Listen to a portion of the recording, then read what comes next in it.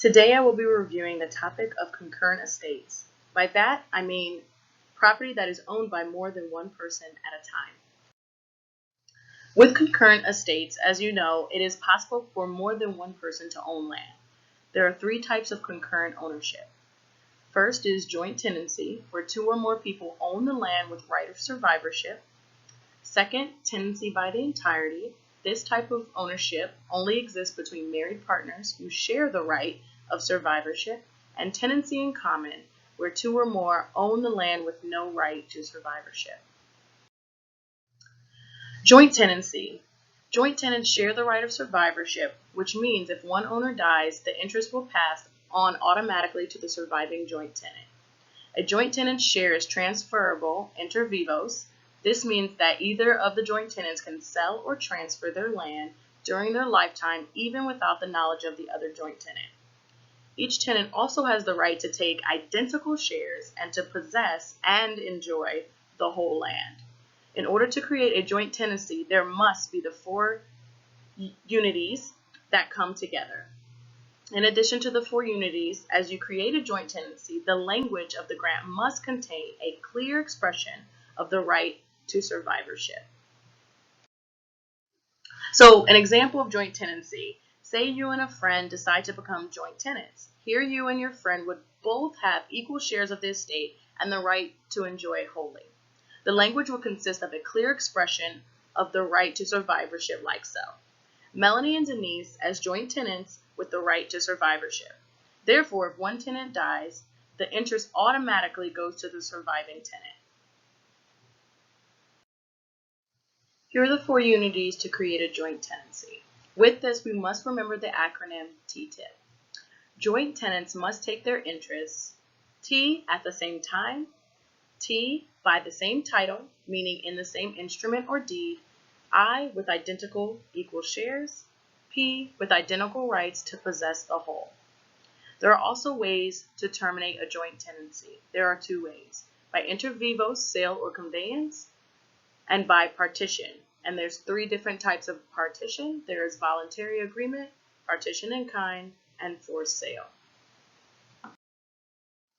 So let's talk a little bit more about ways to terminate a joint tenancy. So inter vivos sale or conveyance. This literally means from Latin, between the living. Once the joint tenant sells or transfers their interest to another, they automatically sever or disrupt the four unities that is needed in order to make a joint tenancy, and then it most likely becomes a tenancy in common. With partition, we have three variations of partitions. One, you have your voluntary agreement, and this is just where the joint owners come to a peaceful way for them to privately end their relationship. Two, a partition in kind. This is when judicial action is taking place and the court orders physical division of the property if in the best interest of all parties. And three, a forced sale is also a judicial action where the court orders a forced sale of the interest if it is in the best interest of all parties, with the proceeds divided proportionally. The tenancy by entirety. So this form of ownership is recognized in 21 states and is a marital estate that can only be created between married partners who share the right to survivorship, meaning once a partner dies, then it would automatically transfer to the one that is still living. Each spouse has an equal and undivided interest in the property and mutually owns the entire estate. In the event that one of the partners dies, the full ownership of the property is automatically handed down to the surviving spouse. A tenancy by the entirety can only occur when the owners are married to each other at the time the title is received. Tenancy by the entirety can be terminated by the death of one spouse, by divorce or mutual agreement. So an example of tenancy by the entirety. Tenancy by the entirety enjoys special protections. First, creditors of one spouse cannot reach the tenancy. Second, a unilateral conveyance by only one spouse by the entirety of his or her share is ineffective. For example, if my spouse and I own a home by tenancy by the entirety, and then my husband unilaterally transfers his interest to his nephew, it will be ineffective because one spouse is unable to unilaterally disrupt or sever the marital estate, meaning that I would still have, if he gives his interest away, I would still have my part and his also. Tenancy in common. Each co-tenant owns an individual part with the right to possess the whole land. Each co-tenant's interest is descendable, divisible, and transferable inter vivos. There are no rights to survivorship among tenants in common. The property may be commercial or residential. When a tenant in common dies, the property passes to that tenant's estate, where each independent owner may control an equal or different percentage of the total property. This type of concurrent estate differs from joint tenancy because of the rights of survivorship and the degree of ownership each tenant has. You can terminate a tenancy in common in the same way you would a joint tenancy. So, an example of tenancy in common. Tenancy in common can be created between multiple transfers. Consider this. My sister and I jointly own a home and own the property 50-50 as tenants in common. She then sells half of her share to her friend, who is now living with us, which then makes our tenancy in common between 3 people. I still have 50%, while my sister and her friend both have 25%.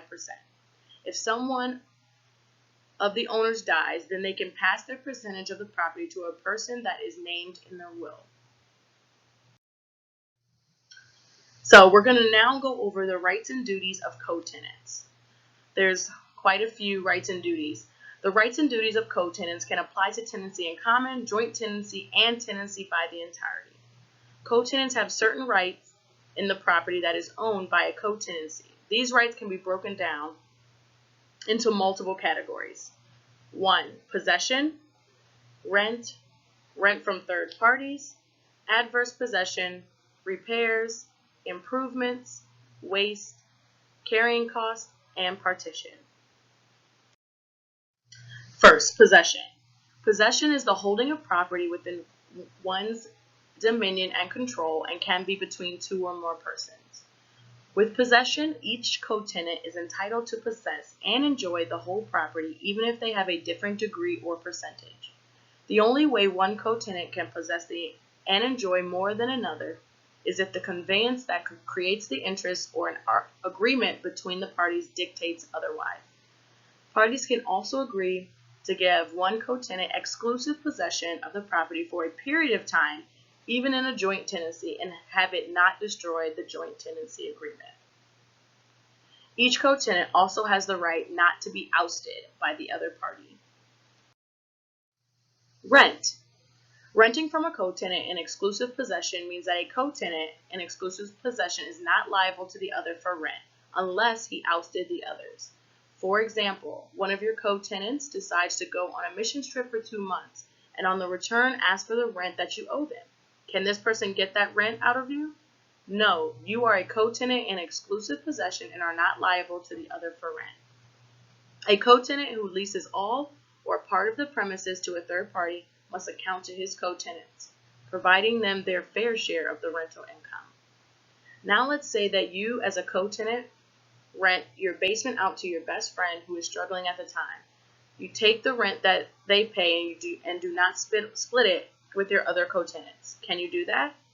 No, you must provide the other co-tenants their fair share of the rental income because you all own the right to possess and enjoy the whole house, and someone has taken that space you could be using. Adverse possession. Adverse possession is the doctrine under which a person in possession of land owned by someone else may acquire valid title to it, so long as certain common law requirements are met and the possession is for a sufficient period of time. Unless one has been ousted, unless one has ousted the other co-tenants, a co-tenant in exclusive possession cannot acquire title to the whole to the exclusion of the other through adverse possession. The elements that must be involved when looking to gain property rights of a co-tenant is expressed in the acronym COA. It must be continuous, open and notorious, actual, and hostile. Carrying costs and repairs. So for carrying costs, each co-tenant is responsible for his or her fair share of the premises carrying costs. Carrying costs consists of mortgage, interest payments, taxes, etc. Depending on the percentage that each co-tenant has, that will be the percentage of carrying costs that they are responsible for. Co-tenants are also responsible for repairs. During the lifetime of the co-tenancy, the repairing co-tenant enjoys an affirmative right to contribution for any reasonably necessary repairs that she or he makes, provided that she has notified the others of the need for repairs. The co-tenants are responsible to contribute their percentage cost in the repairs. So if you hold 90% of the cost of the property, you will pay 90% of the repair costs. Improvements. Improvements are developments of land or structure on property that do more than merely replace, repair, or restore the original condition. Improvements of property are characterized as being permanent and adding to the value of the property. During the life of the co-tenancy, there is no affirmative right to contribute for improvements. Simply put, if you are in a co-tenancy and decide to build a sunroom onto the house, you cannot make the other co-tenants help pay for it if they are not in agreement with the improvements. One person's improvements could be another person's disaster, and they are not responsible for that. Waste and partition. Waste is defined as an unreasonable or improper use of land by an individual in rightful possession of the land. There are three types of waste: affirmative waste, which is the willful acts of destruction; permissive waste, which is synonymous with neglect; and ameliorative waste, which is renovations, transformations of the property that work and increase to the premises value. Partition. Partition is a term used to refer to the division of property among co-tenants into separate portions. Partition in kind. Partition of real estate occurs when a court orders that a parcel of real estate owned by more than one person be divided between co-tenants. Any co-tenant has a right to bring an action for partition.